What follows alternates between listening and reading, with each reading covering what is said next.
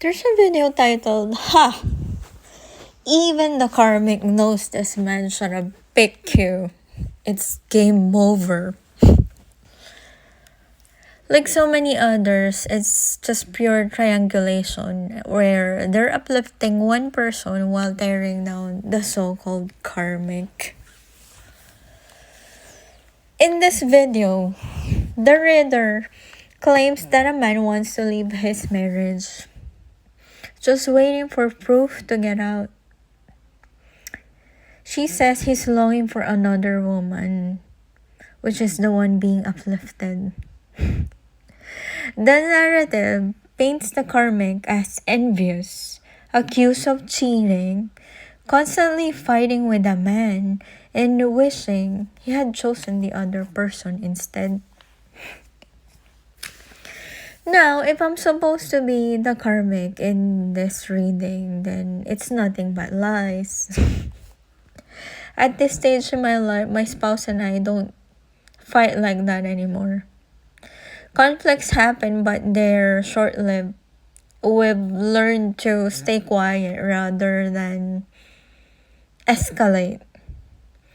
And I'm not cheating either. So if anything, as we know, these stories are often flipped. So maybe someone else is cheating. Lol. And truthfully, if there's one real detail in my marriage, it is that I was the one who tried to divorce the man. And he was the one who didn't want to end it. Everything else is fabrication. But this kind of narrative has been a constant theme throughout my targeting. Me being portrayed as the karmic wife. Not directly, but covertly, of course, through symbolic gaslighting. For example, in the comment section of this video, someone wrote, "Both liar." And at first glance, it will look like a random remark, but I don't see it as a coincidence. This is how personal information is twisted and used against you, painting you out as the villain. And this is not the first time either. This same tarot reader once uploaded a video titled, "This karmic is so embarrassing and humiliating. This will be the worst breakup." In that reading, the karmic was described as a Leo woman, while the man was labeled as a King of Swords. And when you look at it in full context, it's clear. It is less about prophecy and more about provoking and triggering their target. This is what I call spiritual hijacking, where they weaponize readings as a tool psychological spiritual warfare. And like I've said before, my personality and character simply don't align with the villain they're trying to script me into.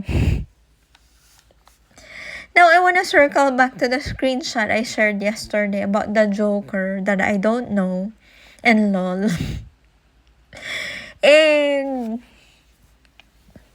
And then I was comparing this to this post where they said somebody got egg on their face because they're realizing whoever they were with was imitating you and doing magic on them.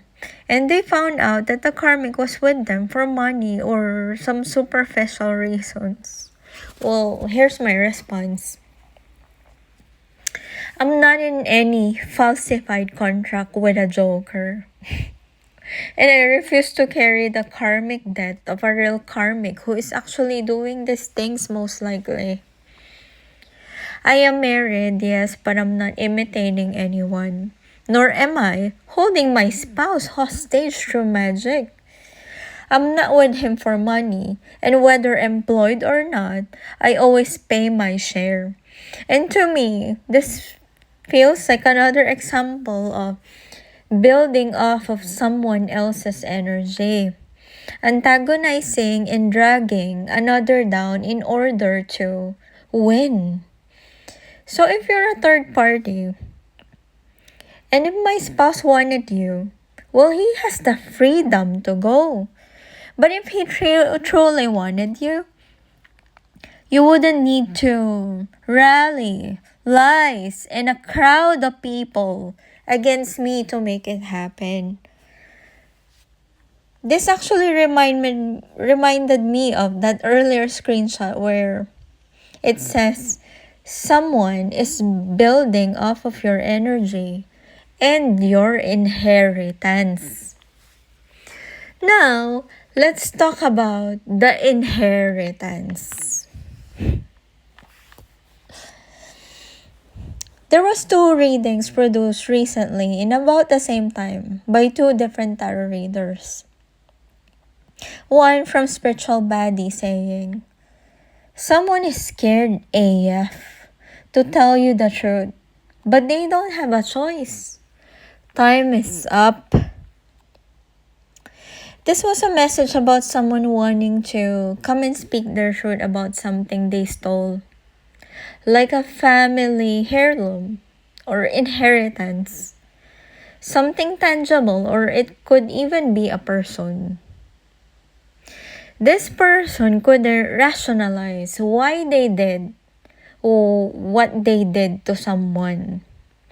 And when they did this, they convinced her or himself of a made-up reason that it was okay to steal and then target someone. Someone is now anxious and is feeling guilty. She even gave an example in this reading from a movie about someone taking something and then hid it to another person. But in the end, he redeemed himself. This person was terrible and abusive in that movie towards the victim. The tyrant knows that the truth will change someone's life. It was someone that blamed someone of what they actually did. She mentioned about Mean Girls in a group of 3. Now, there's another reader who has the same title as this one, saying, someone is scared AF to tell you this, but they don't have a choice. Time is up. He said, someone wronged you deeply and is feeling overwhelming guilt and wants to confess soon.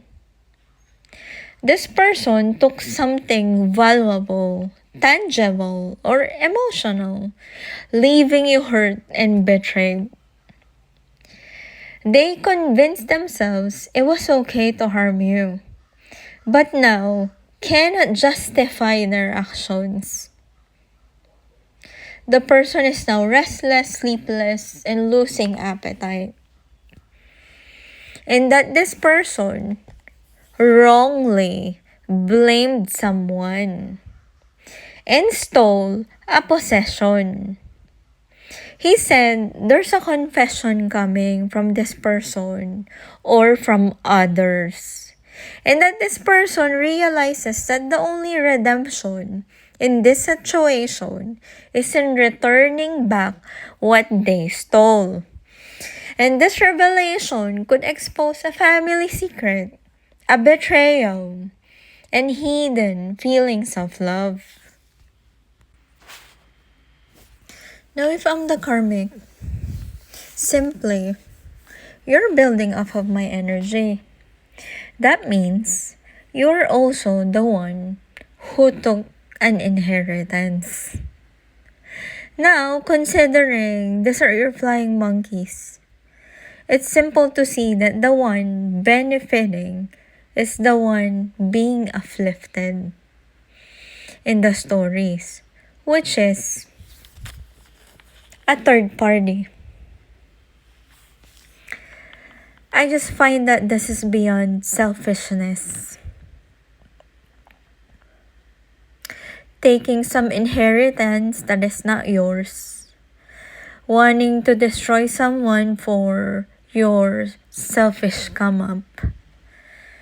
And you were also obviously competing for a man.